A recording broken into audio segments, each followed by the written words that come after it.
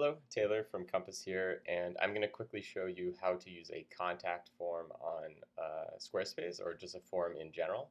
And so what we're going to be covering in this video, we're going to learn how to add, remove fields, connect email, and I will show you where to connect Google Sheets or Mailchimp, but I'm going to record separate videos for those because there's some interesting nuances. And then changing some just general visual settings and user experience settings with the form. So let's say I have this contact page here, nothing on it yet. So I'm going to hover over here and click Edit. And we will be adding a form. And you'll notice that Squarespace has default blocks for their form uh, block. And it's going to be assuming basically that you want a contact form, which is usually a good place to start. But let's just say that we don't want email address, confirm. Let's say we don't want a subject. Let's say we just want a name for some reason and a phone number. So what you have to do is hover over this little plus button, click on it, and it'll have all these preset fields, which are really valuable because they will structure things in a way that makes sense. And I'll show you what I mean in a second. So let's click on phone. Let's leave it as a phone title, but if I wanted to change it to phone number, did not spell that well, number, you can do so. And you can even add this description that will appear below it. You see when I typed S, this little thing here popped up. So some description, but I'm not going to do that. I'm going to leave it blank. And let's make it required. You'll notice when I clicked on required, that little asterisk pops up. So that just means that somebody actually needs to fill it out in order to submit the form. Let's go ahead and click apply and see what this looks like. So one of the reasons why these fields are so valuable, these preset fields, are, let's say I type in Joe Schmo, and I try to type in some fake number to submit the form. So let's say not real number. Obviously can't finish that and click submit.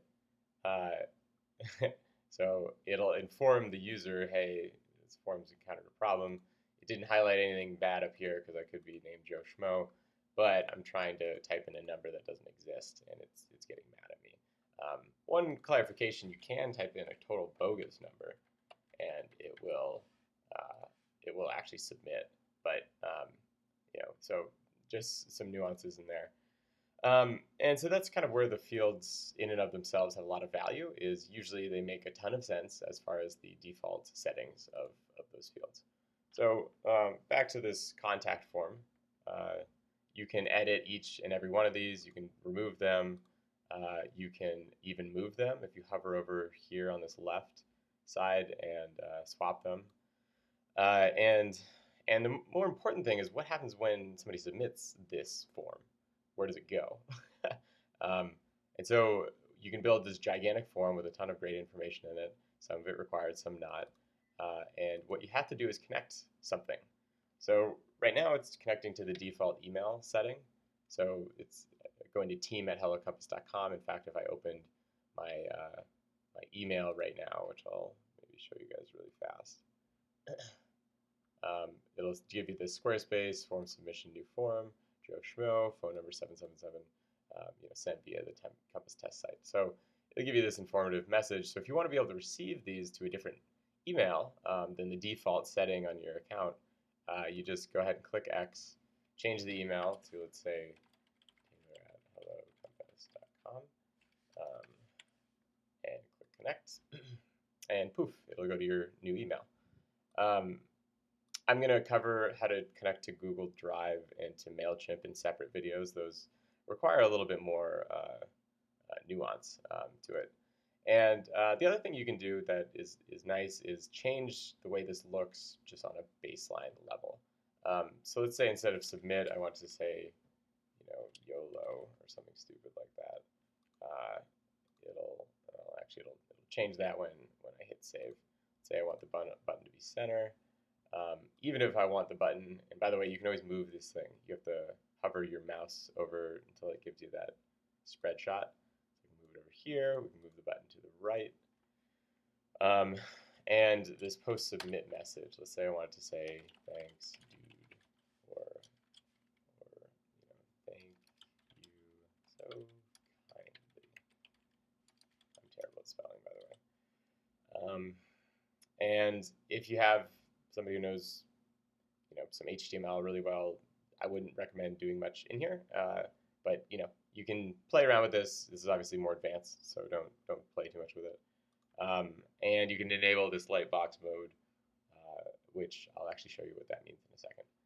So I'm going to go ahead and click apply. Now we see this button that says YOLO. This post submission message, instead of thank you, it'll say, thank you so kindly. And again, that lightbox mode. So I'll just show you what that looks like. 2 seconds. Advanced. So the lightbox mode, click apply, save. So this will allow you to have this button that then, let me just give you the full view here. So this button could exist anywhere on the site. It allows you to kind of compress things to make it a little bit more condensed. So go ahead and click on it, and my computer's running a little slow right now.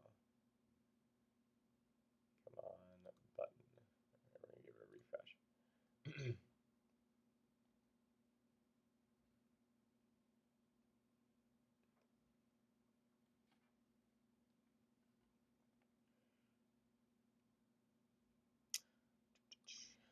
Cool. So when you click on open form, it'll render this little box here that then you can fill it out and make it a little bit more tailored. So I believe that covered it. So we learned how to add, remove fields, connect email, and change some visual and user experience settings. Thanks so much.